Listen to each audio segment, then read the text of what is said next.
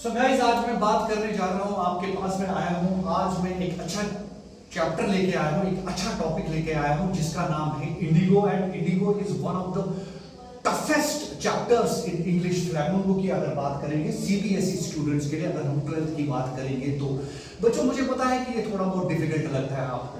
क्योंकि डिफिकल्ट क्यों लगता है, आई कैन अंडरस्टैंड, क्योंकि ये थोड़ा बहुत इसमें क्रोनोलॉजी है, हिस्ट्री टाइप के डेट्स होते हैं, इवेंट्स होते हैं। That's why you feel something it's different as compare to what we are talking about in English literature.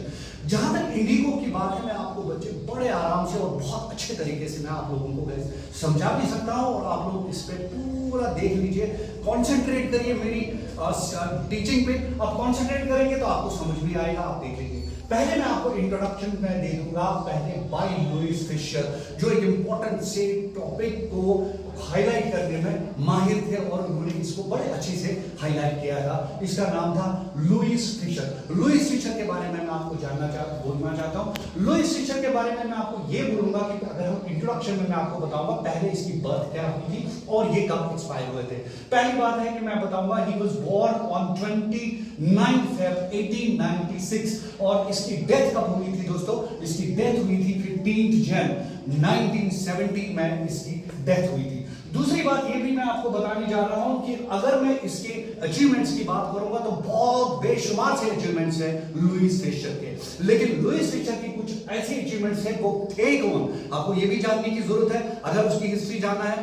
पहली बात है कि वो एक लेक्चरर भी थे, वो टीचर भी थे, वो पॉलिटिकल हिस्टोरियन भी थे, और सबसे बड़ी बात है द मोस्ट इंपोर्टेंट एस्पेक्ट, वो वहां के रहने वाले थे। ही वाज अमेरिकन जर्नलिस्ट, और सबसे अच्छी बातें उन्होंने कौन सी की? He was also having a I on Soviet union at that time. मैं उस जमाने की बात कर रहा हूं। उन्होंने लेनिन फिलॉसफी को भी बहुत अच्छे से परखा है, उन्होंने लेनिन फिलॉसफी को ज्यादातर हाईलाइट किया है, क्योंकि उनके कुछ ऐसे जो बड़े बड़े उस टाइम के नामचीन जो पर्सनालिटीज थी, जैसे लेनिन थे या महात्मा गांधी थे, या महात्मा गांधी के बगैर उन्होंने, अगर आप और भी बहुत सारे देखोगे पर्सनालिटीज पे जिन्होंने इसकी बायोग्राफी भी, बहुत सारी बायोग्राफीज भी लिखी है। लेकिन as far as indigo is concerned, now let me come on to your topic. जो इंडिगो की बात है वो आपको जानने की बहुत जरूरत है। इंडिगो होता क्या है, मैं आपको दोस्तों ये आज इसके पहले पार्ट 1 में बताऊंगा। आज मैंने इसके बारे में बताऊंगा, इसकी ज्यादातर आपको लुईस फिशर के बारे में ही बताऊंगा। इसका मैं पार्ट 1 भी कल आपके सामने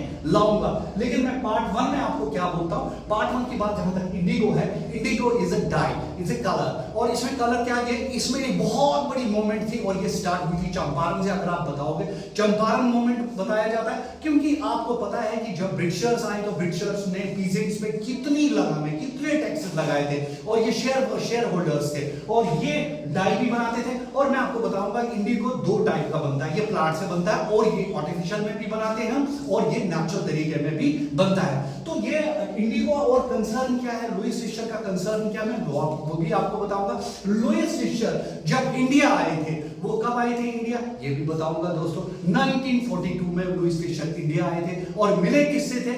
गांधी जी से मिले थे। गांधी जी को कहां मिले थे? वो उनके आश्रम में मिले थे, और गांधी जी से उन्होंने ये बातें की, और गांधी जी ने खुद उनको बताया कि चंपारण मूवमेंट। और सबसे बड़ी बात है, उन्होंने गांधी जी की बुक भी लिखी थी जिसमें इंडिगो का एक एक्सट्रैक्ट है। मैं आपको बताऊंगा बच्चों, ये जो इंडिगो इस चैप्टर है फ्लेमेंको का, ये एक एक्सट्रैक्ट है। अब आप बोलोगे ये एक्सट्रैक्ट किसका है, ये भी बताने जा रहा हूं मैं। एक्सट्रैक्ट है ये बुक, अगर आप देखोगे इन्होंने लिखी थी the life of Mahatma Gandhi. वो किसने लिखी थी बुक? वो लिखी थी लुईस फिशर ने, और उसमें से हमने थोड़ा सा मटेरियल लाया हो, मैंने नहीं निकाला, ये बेसिकली एक्सट्रैक्ट है, और ये एक्सट्रैक्ट किसने निकाला था? लुईस फिशर ने, जो हमें इंडिगो के बारे में बताता है। और इस इंडिगो मूवमेंट में मैं ये कल पूरी विस्तार में आपको बताऊंगा, लेकिन इस इंडिगो मूवमेंट में एक चलाने वाला जो बंदा था उसका नाम था राजकुमार। और वो राजकुमार जो थे, उन्होंने सबसे बड़ी बात क्या थी, उनका एक बहुत बड़ा कंट्रीब्यूशन था यूनिटी के लिए, इंटीग्रिटी के लिए। और अगर कहीं पे किसी ने लोगों को जमा किया था, अगर हम कंक्लूजन या मॉरल इसका बोलेंगे कि इस चंपारण मूवमेंट से एक बहुत बड़ी यूनिटी निकली थी, महात्मा गांधी की उधर से एक पहचान भी इंडिया में बनी थी, और ये सब राजकुमार की वजह से थे, क्योंकि राजकुमार एक